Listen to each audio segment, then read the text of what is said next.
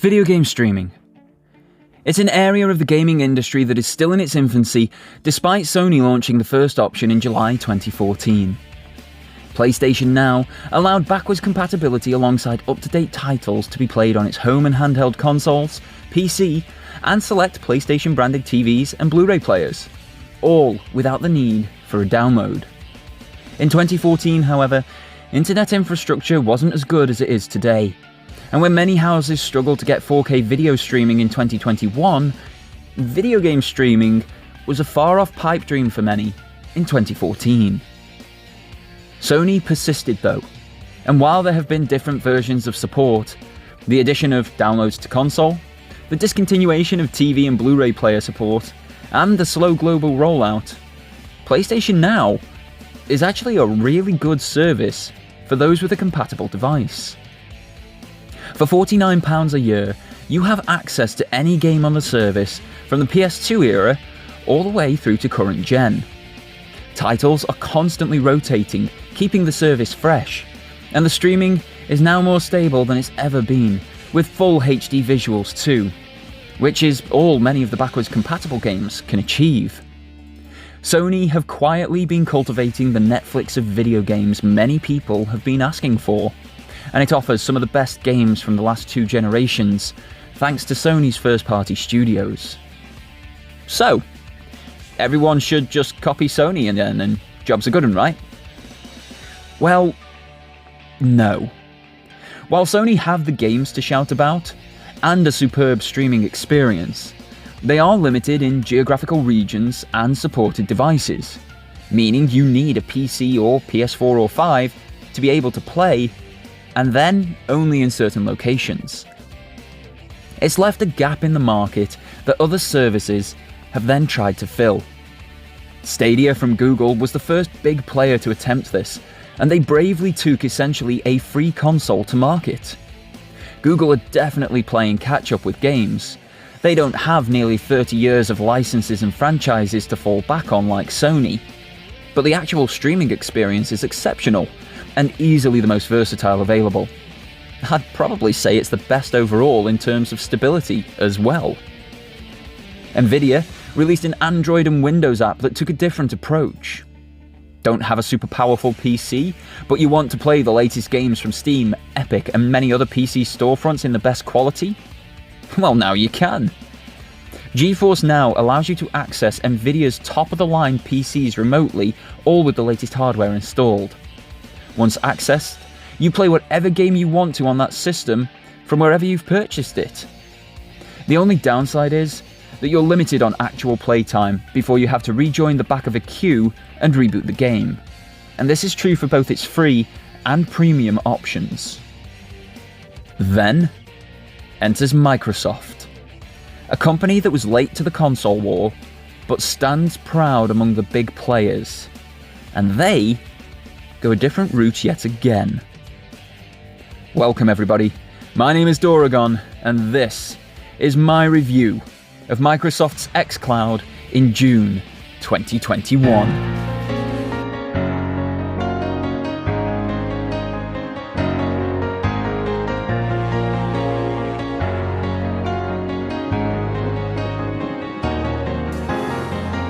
So what is Xcloud? Well, it's a service that has worn many different faces already in its very short lifespan. It started off as Xbox game streaming when it was in beta, a period that lasted for over a year, before then being rebranded as Xcloud just before launch.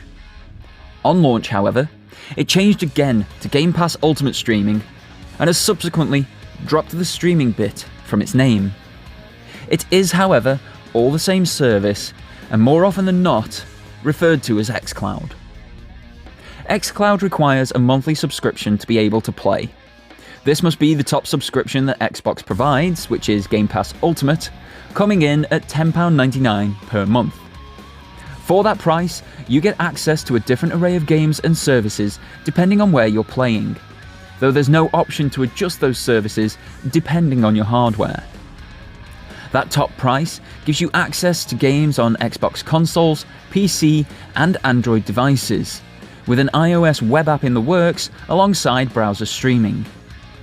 It is a one-price-fits-all scenario. So if you have all 3, soon to be 5 options, the value for money is exceptional, with 3 separate libraries accessible to you. Don't get me wrong, there's a lot of crossover, but there are games only available to stream on Android, / other options in the future, download on Xbox or on PC, and so, even though it's one subscription, where you play will change the library that you have access to slightly. The streaming service was initially for Android only, but in February 2021, testing began on a browser-based version of the service alongside the aforementioned iOS web app. Both are currently still in beta. Visual quality is low on Xcloud, capped at a maximum 640p, that's sub-HD quality, to ensure the best quality of streaming and gaming experiences. Unlike the biggest competitor in Stadia, there is no option to purchase games through this service, meaning it is more akin to that Netflix of games with a set library that rotates monthly. So, quite a different proposition to Stadia, but quite similar to PS Now, although available in many more devices. So now, of course, comes the all-important question. Is it any good? For me, it has been quite fun. I've not owned an Xbox since 2007, and that was the original one, so I've missed many franchises and games that are exclusive to Xbox. It's been an interesting look back through the Xbox archives, and has introduced me to beautiful games like Forza and Sea of Thieves, alongside older titles like Fable and the Gears series. Microsoft have also made a point of putting quite a few day-and-date releases on the service as well, like The Medium and Outriders. Even their upcoming marquee next-gen title, Halo Infinite, will be available to stream to whichever device is compatible at the time, on the day of its launch.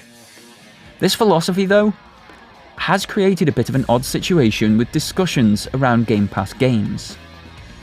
Let's look at Outriders as a specific scenario. This game gave everyone a demo prior to launch. That demo is still available on all platforms, and allows you to see if you like the game prior to putting money down on it. Remember when that was the norm and not something special 2 generations ago? Through my experience in that demo on console, I would not buy Outriders. It's just mechanically too clunky, too sticky, and not responsive enough for my tastes. The story starts strong, but all too quickly devolves into your standard post-apocalyptic shooter to warrant my hard-earned money being spent on it. However, that title being available on Game Pass to stream changes the perception somewhat. It's inclusive. I've already paid for the service. Why not play the game? The medium is much the same. No review, discussion, or let's play convinced me that the game is one that I should buy, even with it being cheaper than many next-gen experiences. But as a Game Pass game, inclusive to my already paid-for subscription, why not give it a go? This whole setup has created a comment within the gaming industry. It's a good Game Pass game. And as things stand right now, where that comment often refers to games that aren't actually worth buying, but if you can play them as part of an already paid-for service, why not? It's starting to create a situation where developers have the option to not push as far to win customers' money, and instead settle for okay, because Game Pass will still have the game do well. It's a worrying scenario. If the service grows as I expect it to, with its vast availability on many different devices, we may well see a stall in creative and experimental games from Microsoft and third-party studios, simply because Game Pass is there to save them, and Game Pass wants an ever-expanding library. I hope that this is just an incredibly cynical view, and I will be proven very wrong with Game Pass games in the future. But it's definitely something to be aware of and keep an eye on, for now. The games that are currently available, though, are fun. There's no question in that.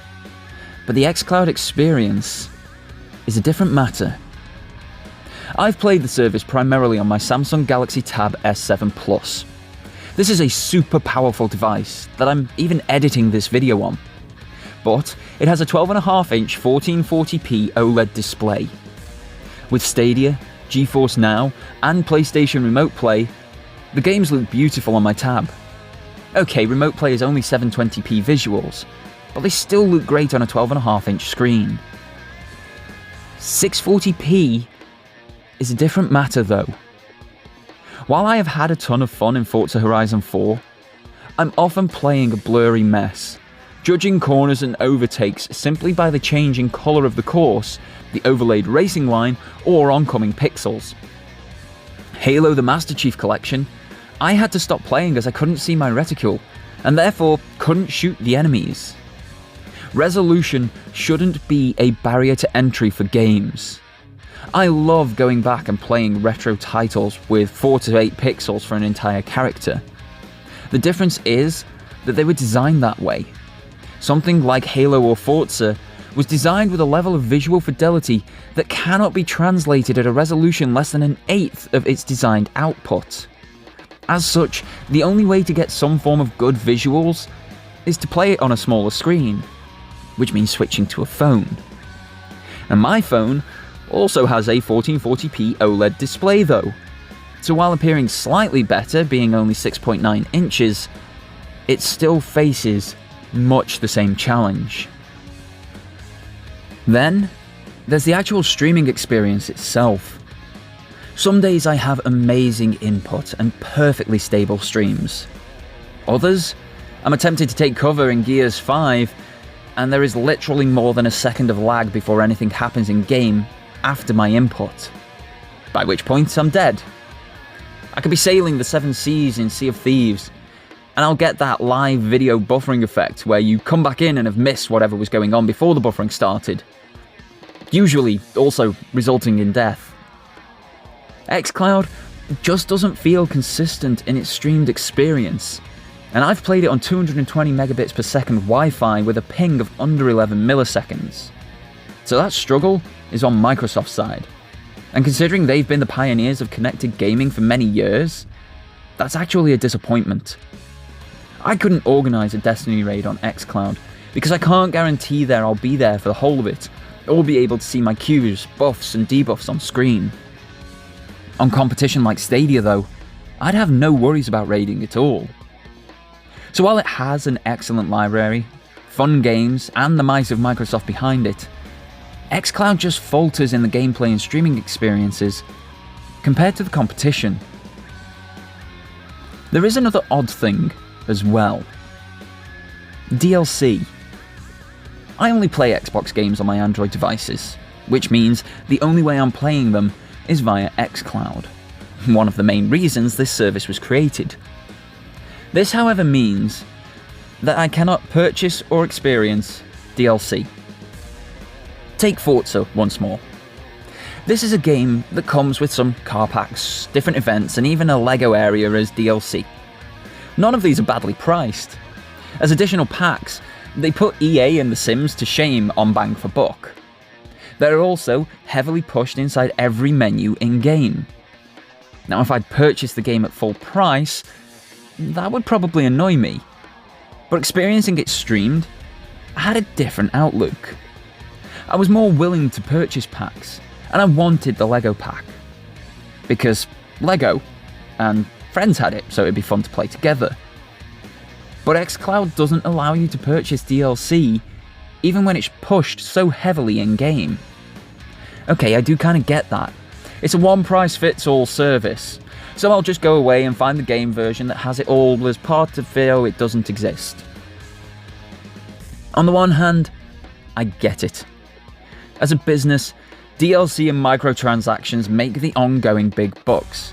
You want them to be sold on your platform. But what this did to me, when I couldn't partake in these things, was turn me off the service full stop. It's as if Microsoft is saying, play wherever you want, but only up to a point. Then if you want to experience more, go out and buy one of our £450 consoles. It feels like underhanded and false marketing of what Xcloud actually is and allows, especially at a very high monthly price compared to the competition. We're early days with the Microsoft game streaming system.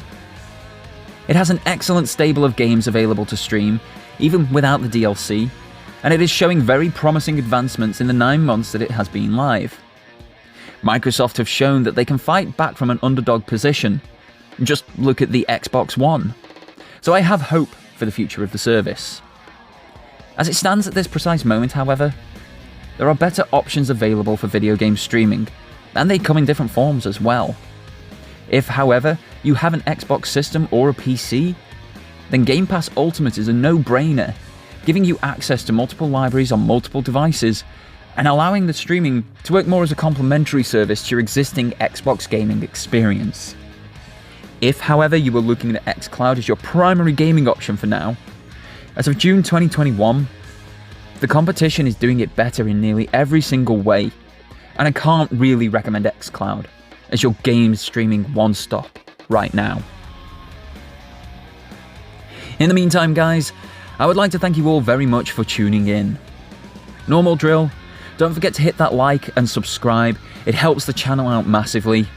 You can also hit the bell for notifications of when new content goes live, and follow me on the socials from the links in the description below.